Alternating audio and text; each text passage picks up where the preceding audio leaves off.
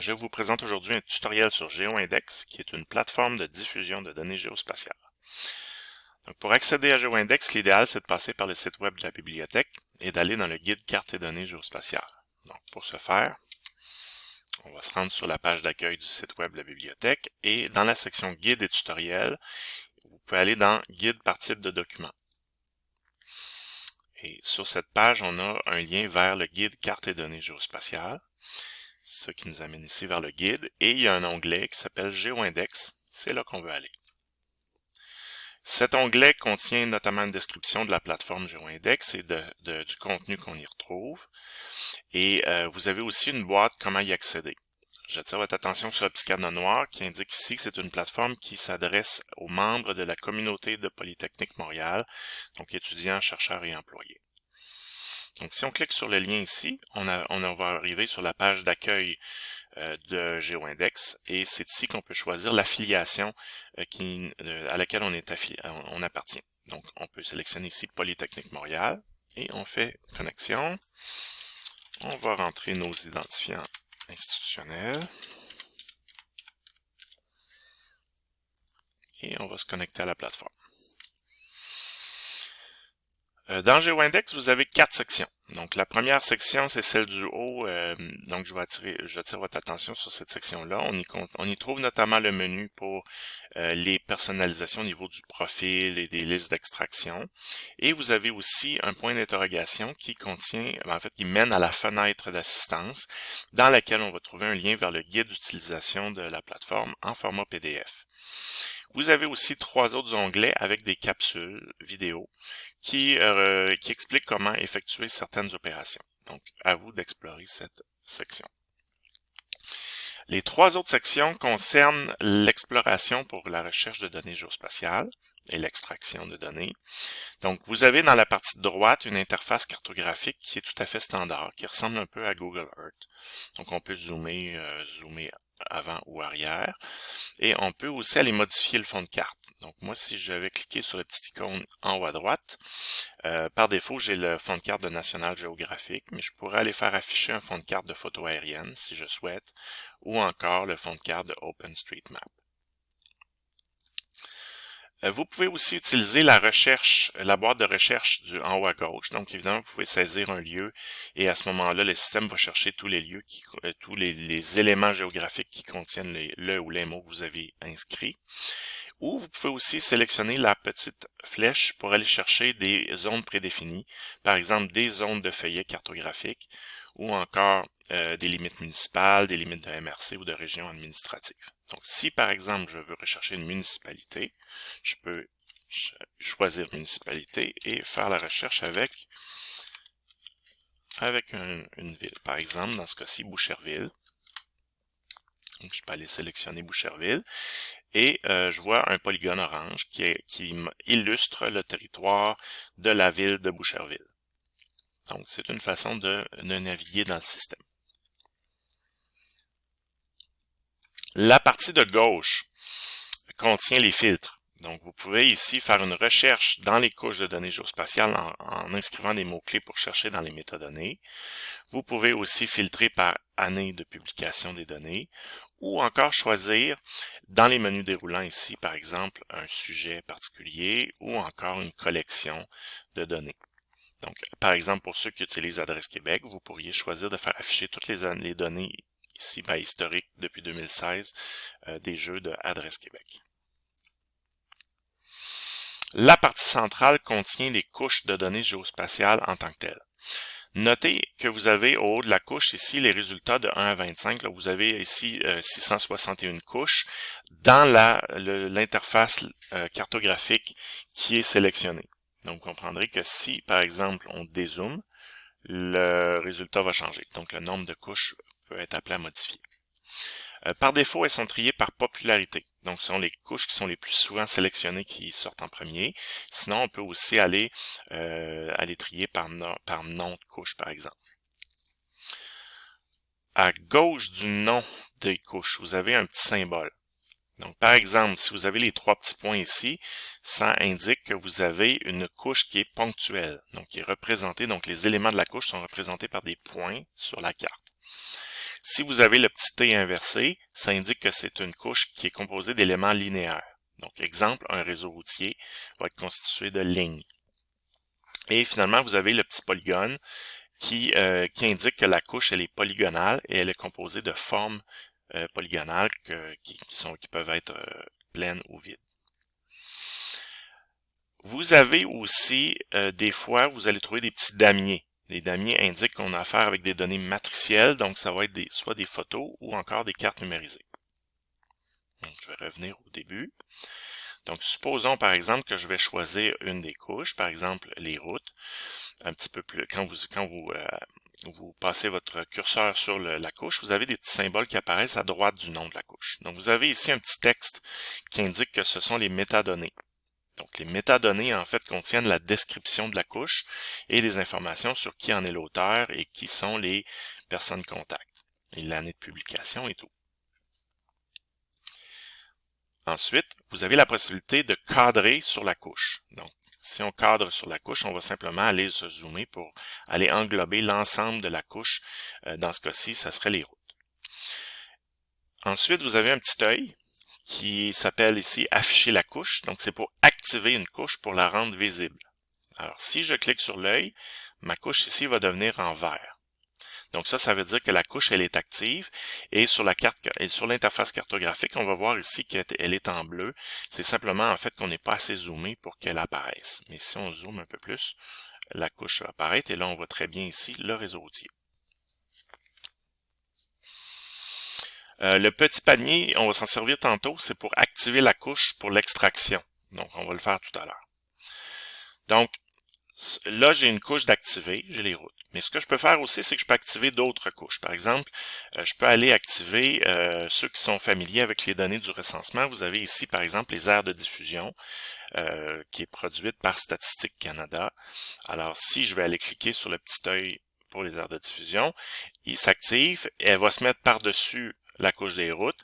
Et l'ordre, en fait, est indiqué, l'ordre sur la carte et correspond à l'ordre qu'on a ici dans les fiches en vert. Donc, la couche du dessus sera aussi par-dessus sur l'interface cartographique.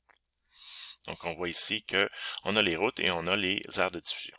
Je pourrais aussi aller ajouter, par exemple, on a une couche qui s'appelle Healthcare, qui provient du fournisseur DMTI, qui est des données ponctuelles et qui correspond en fait aux établissements de santé, les hôpitaux et les différents établissements de santé. Donc, supposons que je vais aller cliquer sur l'œil pour la faire activer, mais les établissements de santé apparaissent sur la carte. Aussi, la couche qui est sur le dessus, on peut cliquer sur un élément, par exemple, pour faire ouvrir une fenêtre pour aller voir les attributs. Donc, si par exemple, j'en sélectionne un ici, je clique dessus, et je peux aller sélectionner dans le menu Attributs. Et là, je peux voir ici qu'on a affaire avec un centre dentaire, et j'ai les différents champs qui sont présents pour cette couche-là. Donc, c'est des champs qui contiennent des informations. Donc, si vous les exportez, vous les aurez aussi dans votre système d'information géographique, le logiciel de système d'information géographique. Donc là, j'ai 3 couches d'activés. Donc, supposons que moi, je dis, OK, parfait, je veux extraire ces éléments-là. Alors, la première chose à faire, c'est d'aller les activer en cliquant sur le petit panier à droite ici. Et là, à ce moment-là, les couches sont prêtes pour l'extraction. Maintenant, comment fonctionne l'extraction? C'est qu'on va aller déterminer une zone d'extraction à l'intérieur de laquelle on va aller découper, ou le système va aller découper les données qui s'y trouvent. Par exemple, on peut choisir une zone rectangulaire ou carrée.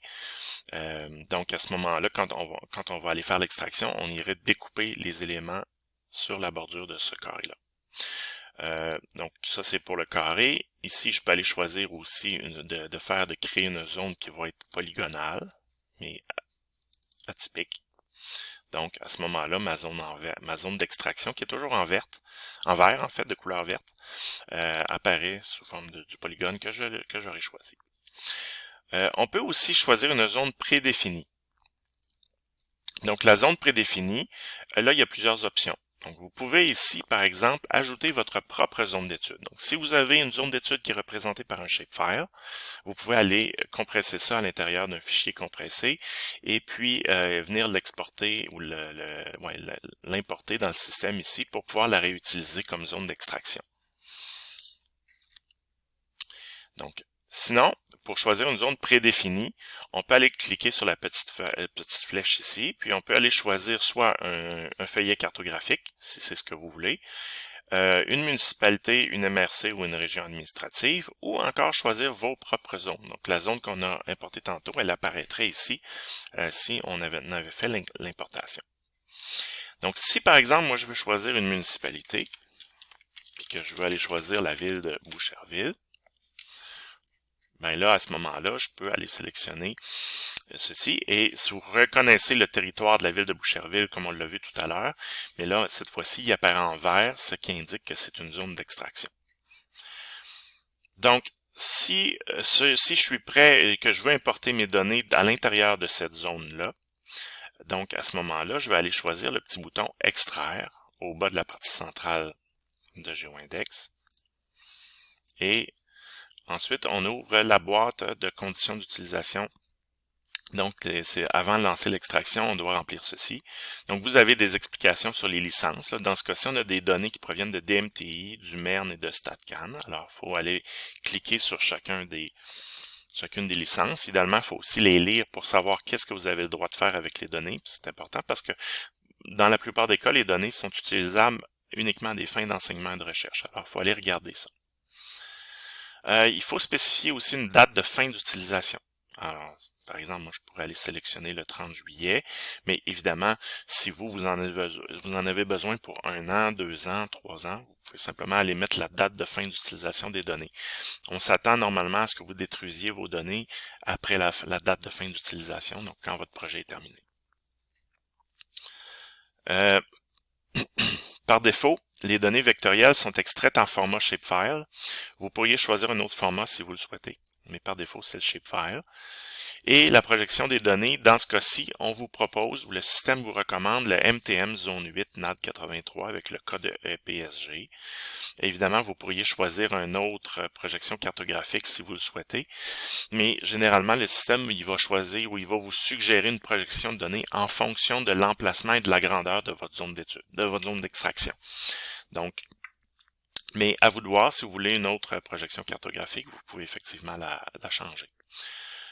Vous pouvez aussi aller voir les paramètres avancés, par exemple, si vous voulez choisir des formats différents pour des couches, pour différentes couches, ou des projections différentes, vous pouvez aller dans cette section-là pour modifier ça. Aussi, normalement, quand vous faites l'extraction de données, il faut faire des données, par exemple, il faut juste extraire des données du même type, donc vectorielles ou matricielles.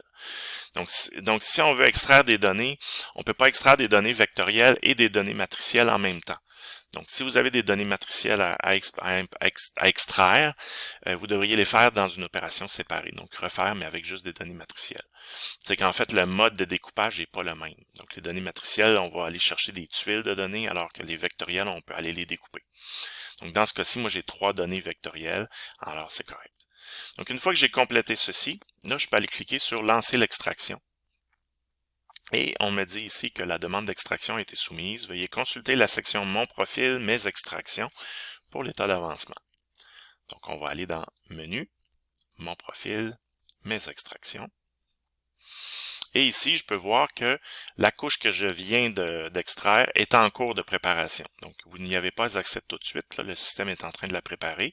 Et éventuellement, quand ça va être prêt, ça peut être rapide, dépendamment de la grosseur de votre couche, mais vous allez avoir le lien pour télécharger le fichier qui contient vos couches. Vous allez aussi être avisé par courriel quand la demande est complétée. Des fois, ça peut être un petit peu plus long. Donc, quand vous avez le courriel, à ce moment-là, vous pouvez revenir et aller télécharger les données. Il y a un maximum pour télécharger les données. C'est-à-dire, normalement, c'est 750 000 objets pour les utilisateurs normaux. C'est plus pour les super utilisateurs. Normalement, les professeurs ont un rôle de super utilisateur qui permettent, je pense que c'est 1 million d'objets qu'on peut télécharger. Alors, si vous réalisez que votre extraction ne fonctionne pas, possiblement, ou en fait probablement que ça pourrait être en lien avec la grosseur de la zone d'étude ou le nombre de couches que vous avez à l'intérieur. Donc là, ce que vous pouvez faire, vous pourriez Vous pourriez toujours m'écrire pour me demander si je peux vous donner temporairement un rôle de super utilisateur qui vous permettrait de télécharger plus de données. Ou vous pouvez aussi essayer de télécharger, par exemple, soit télécharger avec une zone d'étude, une zone d'extraction qui est plus petite, ou encore de télécharger une couche à la fois. Donc là, à ce moment, ça va réduire le nombre d'objets, ça va faciliter les choses, puis vous allez peut-être être plus en mesure de compléter vos extractions. Et si jamais vous avez besoin d'extraire des données qui couvrent une zone qui est beaucoup trop grande, par exemple, pour que le système vous permette de l'extraire, à ce moment-là, contactez-moi et puis on va s'arranger autrement pour que je puisse vous fournir les données dont vous avez besoin.